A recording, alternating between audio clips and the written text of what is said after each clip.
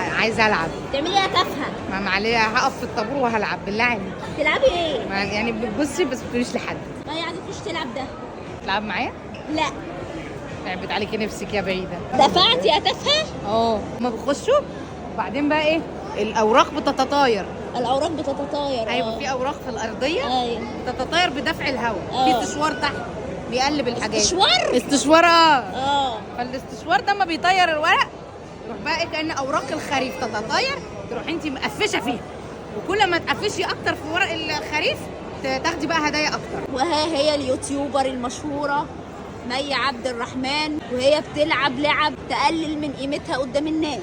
انا ماشي وما بوقفش، انا بنزل الم واقش، ما بحبش الف وادور، انا بدخل وش الوش، انا شغال الف الالف، انا في حريق. وهي مي بتطلع من جيوبها كل اللي سرقته وحوشته.